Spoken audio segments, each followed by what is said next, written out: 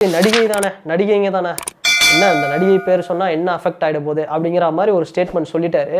இந்த பார்ட்டி எவ்வளோ பெரிய ஒரு பார்ட்டி ஏடிஎம்கே அப்படிங்கிறது, இந்த அரசியல் கட்சியில இருந்தவங்க, இதுக்கு முன்னாடி சிஎம்மா இருந்தவங்க, ஒரு தமிழ் சினிமாவே வந்து புரட்டி போட்ட ஒரு பெரிய ஒரு நடிகை அப்படிங்கிறத வந்து அவர் மறந்துட்டாரு. அப்பேற்பட்ட ஒரு நடிகை, எம்ஜிஆர் போன்ற ஒரு தலைவர் வந்து இறந்த பிறகு அந்த கட்சியை ஒரு நல்ல வழியில கொண்டு போய், நடிகைகள் வந்து அம்மா தலைமையில வந்து நாங்க கட்சியில இணையிறோம், அவங்களுக்காக வந்து பிரச்சாரம் பண்றோம், அதிமுகவுக்காக வந்து பெரிய அளவுல கேம்பெயினிங் பண்றோம்லாம் எவ்வளோ பேர் பண்ணியிருக்காங்க. சினிஃபீல்டில் வந்து இந்த அட்ஜஸ்ட்மெண்ட் இது மாதிரியான ஒரு விஷயம் இருக்கா அப்படின்னு கேட்டோம் அப்படின்னா கண்டிப்பாக வந்து இருக்குன்னு தான் சொல்லணும். அது சினிஃபீல்டில் மட்டும்தான் இருக்கா அப்படின்னு கேட்டோம்னா எல்லா ஃபீல்டுலையுமே இருக்கு. ஏடிஎம்கே விசஸ் த்ரிஷா, இந்த விவகாரத்தை வந்து எப்படி பார்க்கணும் அப்படின்னா, ஏடிஎம்கே உடைய சேலம் வெஸ்ட் ஒன்றிய செயலாளர் ஏவி ராஜு அவர்கள், அவருக்கும் அதே ஏடிஎம்கே உடைய முன்னாள் எம்எல்ஏ ஜி வெங்கடாச்சலம் அவருக்கும் நடந்த இந்த 2 பேருக்கு உண்டான ஒரு சண்டையில் த்ரிஷா அப்படிங்கிற ஒரு நடிகையை வந்து மென்ஷன் பண்ணி, அவங்க பேரை மென்ஷன் பண்ணி, இந்த மாதிரி கூவத்தூர் ரெசார்ட்டில் இது மாதிரியான ஒரு சம்பவம்லாம் நடந்தது, அதில் வந்து நிறைய நடிகைகளை வந்து கூப்பிட்டாங்க, அதில் வந்து குறிப்பாக வந்து இந்த வெங்கடாச்சலம் அப்படிங்கிற எம்எல்ஏ, ஸோ அந்த மாதிரி ஒரு நடிகையுடைய பேரை மென்ஷன் பண்ணி, அந்த நடிகை இவருக்கு ஃபேவராக சில விஷயம் பண்ணாங்க அப்படின்னா இந்த பார்ட்டிக்கு ஃபேவராக இவர் இந்த எம்எல்ஏ வந்து பண்ணுவார் அப்படிங்கிற மாதிரி சில விஷயம் வந்து சொல்லியிருந்தார். யார் அப்படின்னா, முன்னாடி சொன்னோம் பார்த்தீங்களா, ஏவி ராஜுன்றவர், இவர் தான் வந்து ஓப்பனாக மீடியாவில் ஒரு ஸ்டேட்மெண்ட் கொடுத்தாரு. அதுக்கப்புறம் கொஞ்ச நேரம் கழிச்சே வந்து நான் வந்து அப்படி சொல்லலை, இது வந்து வேற மாதிரி வந்து யாரோ வந்து பேசிகிட்டு இருக்காங்க, இந்த மாதிரி அந்த நடிகை பேரை வந்து சொன்னாங்க அப்படின்னு யாரோ சொன்னதை தான் வந்து நான் இந்த இடத்துல சொல்கிறேன். ஏன்னா என்னை வந்து அங்கே பெருசாக உள்ளலாம் விட மாட்டாங்க, என்னை வந்து கூப்பிட்டுட்டு சாப்பாடுலாம் கொடுத்து அனுப்பிச்சிடுவாங்க, அது மாதிரி வந்து ஒரு விஷயம் சொல்லியிருக்காரு. இந்த இடத்துல நம்ம பார்க்க வேண்டிய விஷயம் என்னன்னா, ஏவி ராஜு அவர்கள் வந்து அதிமுகவில் ஒரு பெரிய பொறுப்பில் இருக்காரு, எல்லாமே ஓகே. அவர் வந்து ஒரு அசால்ட்டாக எந்த அர்த்தத்தில் வந்து சொன்னாருன்னு தெரியல. சரி நடிகை தானே, நடிகைங்க தானே, என்ன இந்த நடிகை பேர் சொன்னா என்ன அஃபெக்ட் ஆகிட போகுது அப்படிங்கிற மாதிரி ஒரு ஸ்டேட்மெண்ட் சொல்லிட்டாரு. இந்த பார்ட்டி எவ்வளோ பெரிய ஒரு பார்ட்டி ஏடிஎம்கே அப்படிங்கிறது, இந்த அரசியல் கட்சியில் இருந்தவங்க, இதுக்கு முன்னாடி சிஎம்மா இருந்தவங்க, ஒரு தமிழ் சினிமாவே வந்து புரட்டி போட்ட ஒரு பெரிய ஒரு நடிகை அப்படிங்கிறத வந்து அவர் மறந்துட்டார். அப்பேற்பட்ட ஒரு நடிகை, எம்ஜிஆர் போன்ற ஒரு தலைவர் வந்து இறந்த பிறகு அந்த கட்சியை ஒரு நல்ல வழியில் கொண்டு போய், அந்த கட்சியில் ஒரு சிஎம்மா, டிஎம்கே மாதிரி ஒரு பெரிய பார்ட்டி, அந்த பார்ட்டியில் கலைஞர் மாதிரி ஒரு ஆளுமையை வந்து அவங்க வந்து அவருக்கு ஒரு டஃப்பு கொடுத்து ஆப்போனண்ட்டாக இருந்து, அவங்களையும் வந்து ஜெயிச்சு, சம்டைம்ஸ் வந்து பல தோல்விகளையும் ஃபேஸ் பண்ணி, எவ்வளோ வந்து போராட்டங்களையும் ஃபேஸ் பண்ணி அவங்க வந்து வின் பண்ணி நிறைய வெல்ஃபேர் பண்ணியிருக்காங்க. அதாவது அம்மா உணவகமாக இருக்கட்டும், இல்லை வந்து 10 ரூபா குடிநீராக இருக்கட்டும், கர்ப்பிணி பெண்களுக்கு வந்து நல உதவி திட்டங்கள், இது மாதிரி வந்து எவ்வளோ விஷயம் வந்து பண்ணியிருக்காங்க. அப்படிப்பட்ட ஒரு பார்ட்டியில் இருந்துக்கிட்டு அவங்க இருக்கும்போது பார்த்தோம் அப்படின்னா, எல்லா நடிகைகளுக்கும் வந்து தமிழ் சினிமாவுக்கும் சரி, ஒட்டுமொத்தமாக எல்லாருக்கும் அவ்வளோ ஒரு பாதுகாப்பு இருந்தது, அந்த அளவுக்கு வந்து ஒரு மரியாதை இருந்தது. எவ்வளோ நடிகைகள் வந்து அம்மா தலைமையில் வந்து நாங்கள் கட்சியில் இணையிறோம், அவங்களுக்காக வந்து பிரச்சாரம் பண்ணுறோம், அதிமுகவுக்காக வந்து பெரிய அளவில் கேம்பெயினிங் பண்ணுறோம்லாம் எவ்வளோ பேர் பண்ணியிருக்காங்க. அப்படிப்பட்ட ஒரு சினி ஃபீல்டில் இருக்கிற நடிகைகளுடைய பேரை மென்ஷன் பண்ணி, இந்த மாதிரி மீடியா முன்னாடி, பப்ளிக் முன்னாடி வந்து அவங்க பேரெல்லாம் வந்து கெடுக்கிற மாதிரி ஒரு ஸ்டேட்மெண்ட் கொடுத்தது அப்படிங்கிறது ஒரு எப்படி சொல்கிறது, அந்த ஏவி ராஜு அப்படிங்கிற அந்த பொலிட்டீஷியன் அவர் வந்து கொஞ்சம் வேற மாதிரி வந்து சொல்லியிருக்கலாமோ அப்படின்னு தான் வந்து நம்ம இதை வந்து பார்க்கணும். என்ன நடந்தது அப்படின்னு பார்த்தோம் அப்படின்னா, கூவத்தூர் ரெசார்ட் இந்த விவகாரம் வந்து பார்த்தோம்னா 2017, ஜெயலலிதா அவர்கள் வந்து பார்த்தோம்னா 2016 டிசம்பரில் வந்து இறந்து போகிறாங்க. அதுக்கப்புறம் வந்து யார் சிஎம் அப்படிங்கிற வந்து ஒரு விஷயம் வந்து நடந்துட்டு இருக்கு. ஆல்ரெடி ஜெயலலிதா அவர்கள் வந்து பரப்பன அக்ரஹாரம் அந்த சிறையில் சொத்து குவிப்பு வழக்கில் வந்து அவங்க இருந்த போது யார் சிஎம்மாக இருந்தாங்க அப்படின்னா, ஓபிஎஸ் அவர்கள் தான் சிஎம்மாக இருந்தாங்க.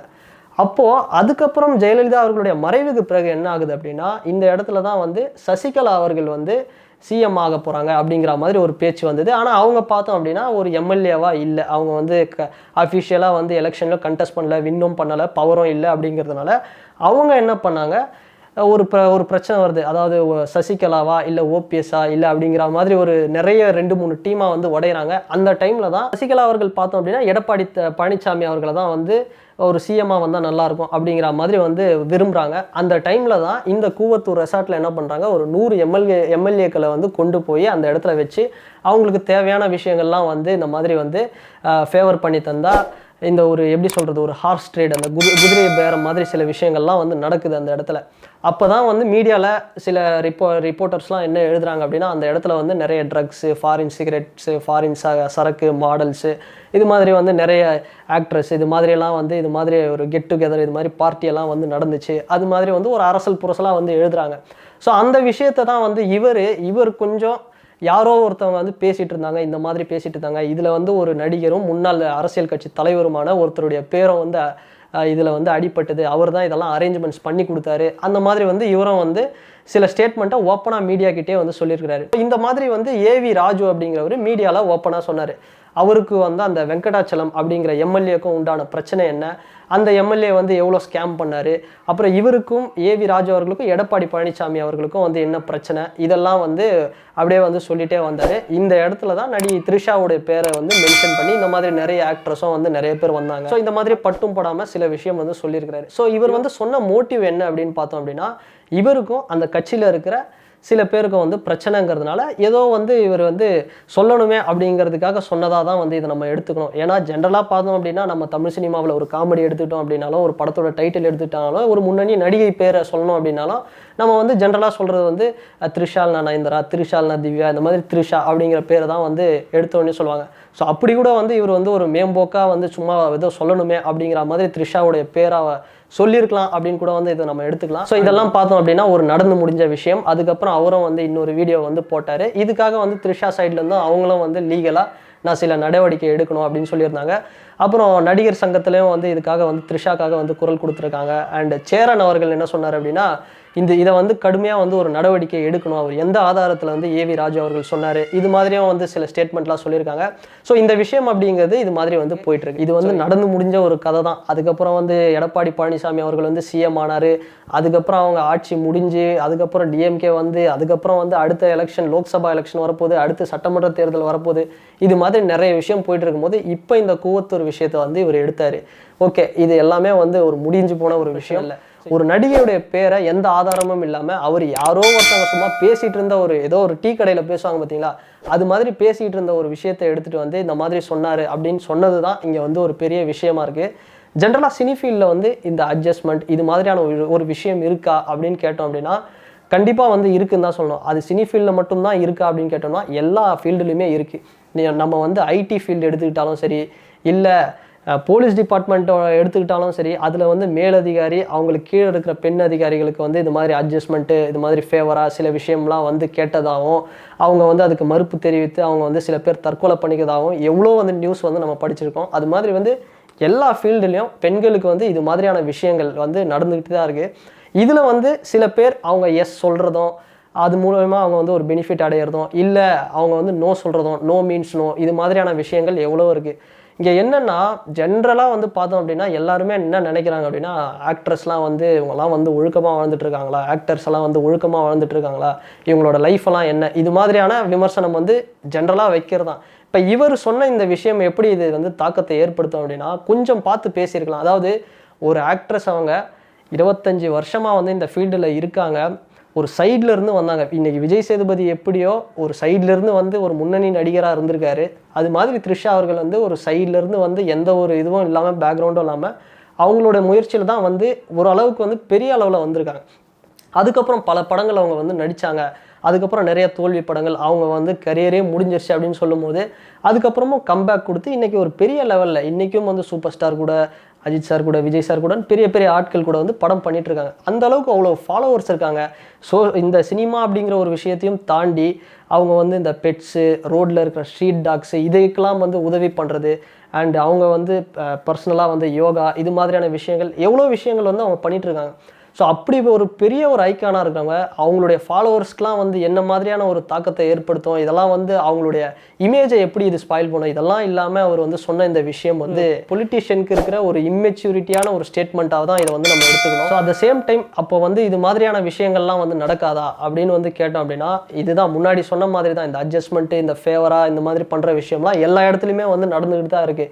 இப்போது சினிமாவே எடுத்துக்கிட்டோம் அப்படின்னா, கே பாலச்சந்தர் என்ன மாதிரியான ஒரு பெரிய டைரக்டர், பாலு மகேந்திரா அவர்கள் எவ்வளோ பெரிய ஒரு டைரக்டர், அவங்கெல்லாம் பார்த்தோம் அப்படின்னா அந்த காலத்திலே அவங்களுடைய படங்களில் நடிகைகள் வந்து எப்படி வந்து அவங்க மேலே வந்து சில அப்ரோச் வந்து வைக்கப்படுது, அவங்க எப்படி வந்து அட்ஜஸ்ட்மெண்ட்டுக்கு அழைக்கப்படுறாங்க, அவங்க அதனால் வாய்ப்புகள் எப்படி மறுக்கப்படுறாங்க, அவங்களோட லைஃப் எப்படிலாம் மாறுதுன்னு நிறைய படங்கள் வந்து எடுத்திருக்காங்க. அவங்களுடைய கஷ்டங்கள், அவங்களுடைய விஷயங்கள்லாம் வந்து நிறையவே சொல்லியிருக்காங்க. ரீசெண்டாக பார்த்தோம் அப்படின்னா கௌதம் மேனன் வந்து ஒரு படம் எடுத்திருந்தார், அதாவது வெந்து தணிந்தது காடு. அந்த படத்தில் கூட வந்து ஒரு ஆக்ட்ரஸ், ஒரு லோக்கல் டான், அதாவது அவர் ஒரு எம்எல்ஏ எம்பி கூட கிடையாது, ஒரு லோக்கலான ஒரு பிஸ்னஸ்மேன் ரவுடி மாதிரி இருப்பார்.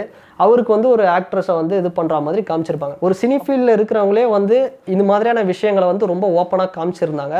இது மாதிரியான விஷயங்கள் அப்படிங்கிறது எல்லா இடத்துலையும் நடக்குது. ஸோ அது மாதிரி பொலிட்டிஷியனாக இருந்தாலும் சரி, பப்ளிக்காக இருந்தாலும் சரி, யாராக இருந்தாலும் சரி, ஒரு சோஷியல் மீடியாவில் ஒரு கமெண்ட் போடும்போதோ, அவங்க யாராக வேணா இருக்கட்டும், அவங்க ஆக்ட்ரஸாக இருக்கட்டும், யாராக வேணா இருக்கட்டும், அவங்க மேலே ஒரு தாக்குதல் வைக்கும்போது ஃபஸ்ட்டு அது வந்து அவங்களோட பர்சனல் லைஃபு. அது வந்து அவங்க எஸ்ஸோ நோவோ, நோ மீன்ஸ் நோவோ எதுவாக இருந்தாலும் அது அவங்களுடைய பர்சனல் லைஃபு.